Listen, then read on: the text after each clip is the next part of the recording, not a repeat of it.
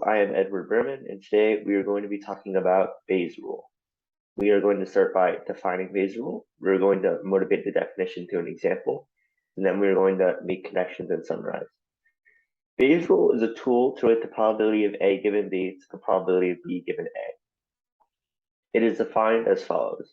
P of A given B equals P of B given A times P of A, all divided by P of B. I'll expand more upon this later. This is essentially taking the multiplication rule for conditional probability and applying it twice to get this relationship between A given B and B given A. So here's an example that sort of shows why this is a useful rule.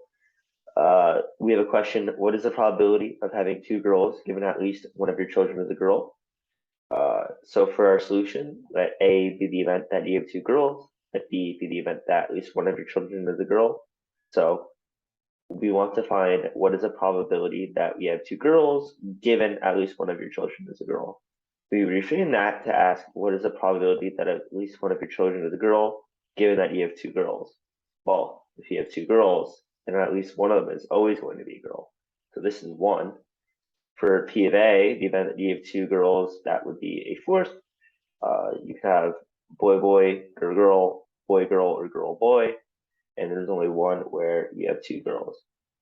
And now we find P of B, the event that at least one of your children is a girl. That is actually 3/4, because boy, girl, and girl, boy are distinct events, because your first and second child are distinguishable.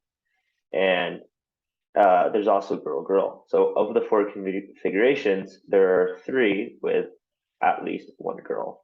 So we plug all this in the Bayes rule, and we get 1 times 1/4 divided by 3/4, and we get 1/3. This can be a little bit of a counterintuitive example. So I wanted to address why 1/3? Why not 1/2?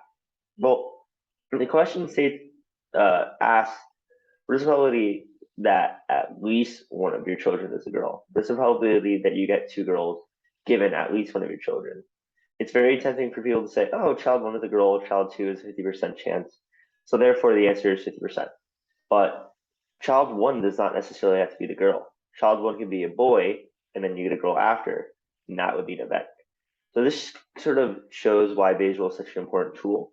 With questions like this, it can be very tricky to define event and sample spaces for P of A given B. But by using Bayes' rule, we can instead calculate P of B given A, which is much easier, and also P of A and P of B, which are still much easier. Even though you're calculating 3 separate things, your sample and event spaces are much more clear. As I said earlier, I wanted to connect Bayes' rule to the multiplication rule probability twice. For conditional probability, we know that P of A given B is equal to P of A and B divided by P of B. So if we then apply the rule again on P of A intersect B, we get P of B given A times P of A, which we then substitute into here to get, again, Bayes' rule, P of A given B equals P of B given A times P of A divided by P of B. So what have we done? We have introduced Bayes' rule, then we define it formally. I sort of led you to the idea that it had something to do with the multiplication rule for conditional probability. Then we went through an example to show why it's useful, and then I ended by elaborating on where it comes, how it relates to the multiplication rule for conditional probability being applied twice, and sort of share the derivation.